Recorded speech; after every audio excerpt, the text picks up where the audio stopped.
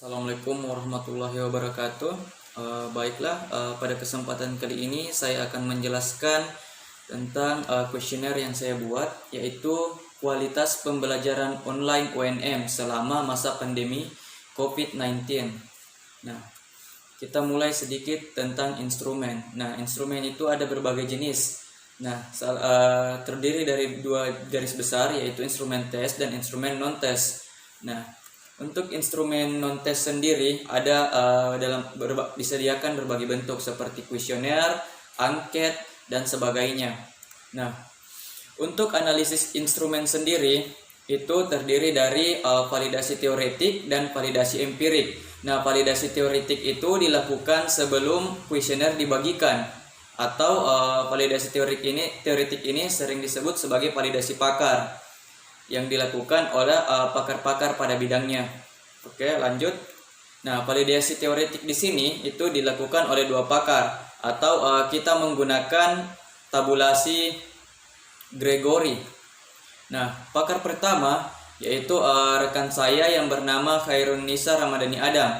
Nah, yang seharusnya pakar di sini yaitu ahlinya, tapi ini hanya untuk memenuhi tugas saja.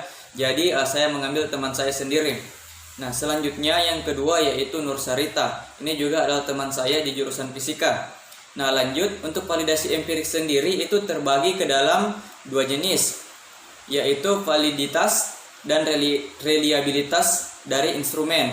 Nah, yang pertama kita harus tentukan adalah validitas dan kemudian reliabilitasnya.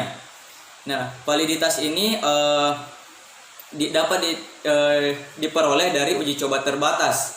Nah, sedangkan reliabilitas adalah hasil analisis dari instrumen yang valid yang kemudian diuji reliabilitasnya menggunakan koefisien alfa Cromba.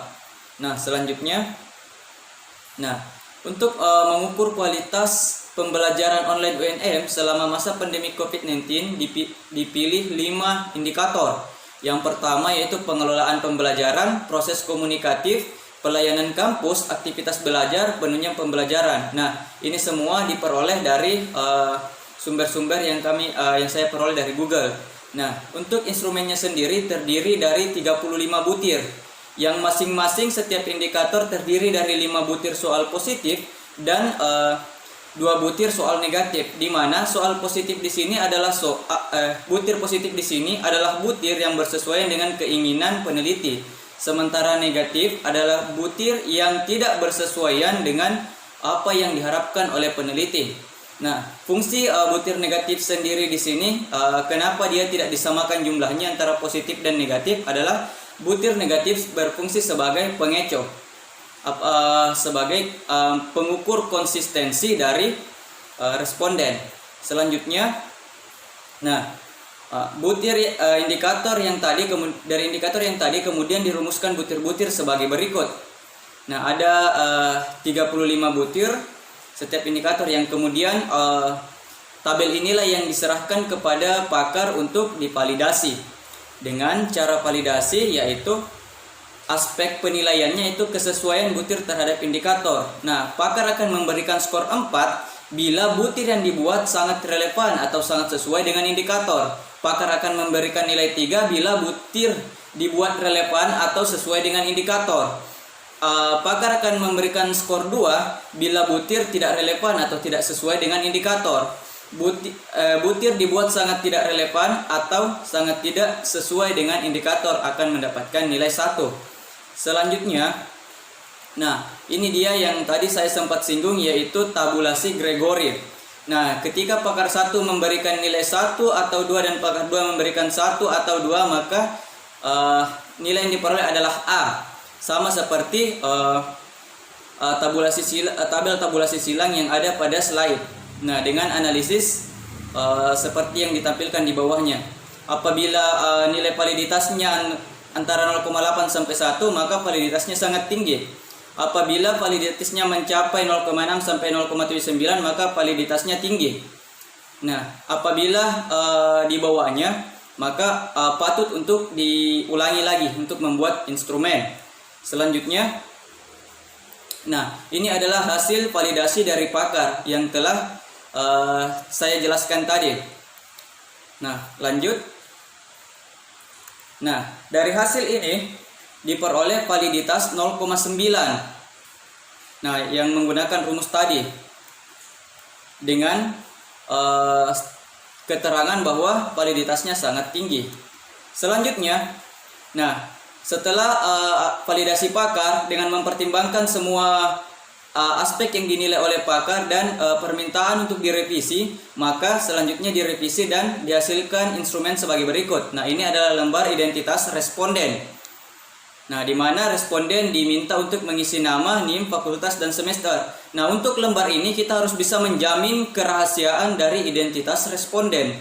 Nah, jadi nama, NIM, fakultas, dan semester tidak bisa untuk dilampirkan di laporan atau hasil analisis. Nah, tujuannya di sini meminta nama, NIM, dan fakultas dan semester adalah untuk mengetahui apakah mahasiswa tersebut adalah mahasiswa aktif atau tidak. Karena yang dipilih sebagai sampel di sini adalah mahasiswa aktif. Nah, jadi diperlukan nama, NIM, fakultas, dan semester. Nah, selanjutnya, nah ini dia butir pernyataannya yang harus diisi oleh responden. Nah, terdiri dari 35 butir.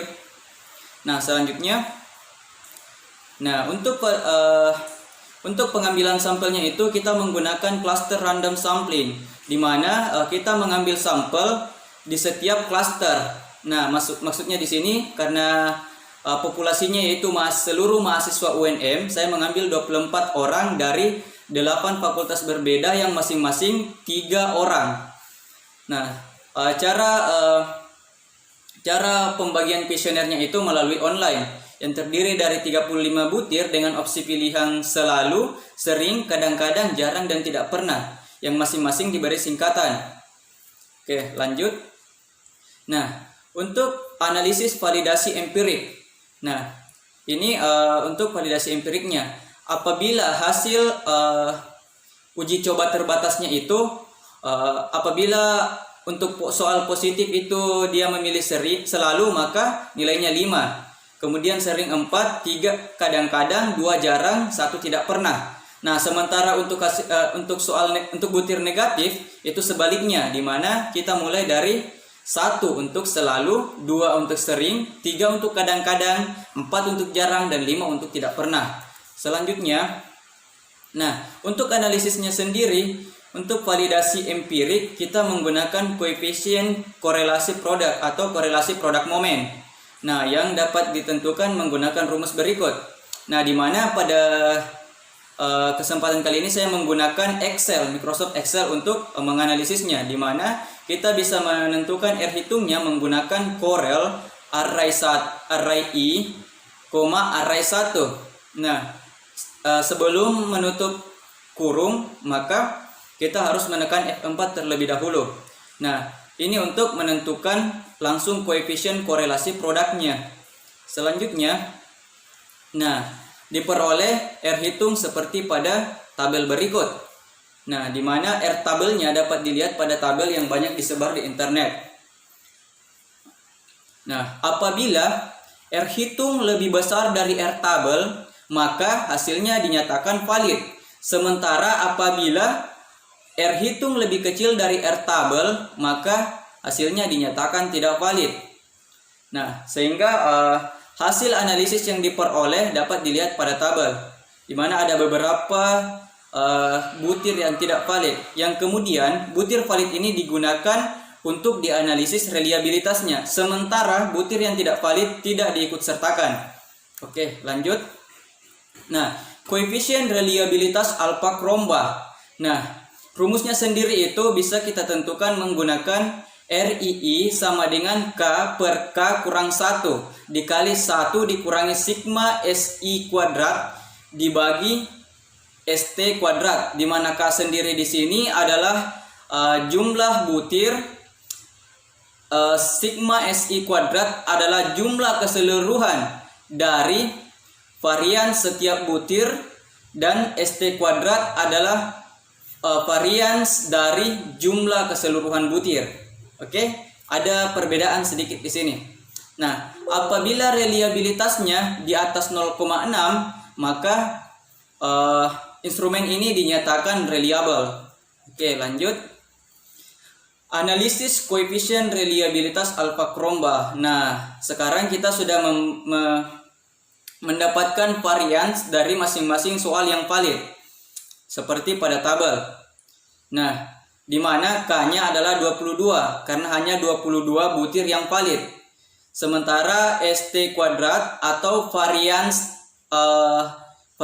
totalnya itu 178,0441 yang kemudian kita gunakan rumus yang tadi untuk menentukan koefisien reliabilitas alfa Crombanya sehingga diperoleh 0,896241 yang menandakan bahwa koefisien reliabilitasnya di atas 0,6 yang dapat kita simpulkan bahwa instrumen ini reliable.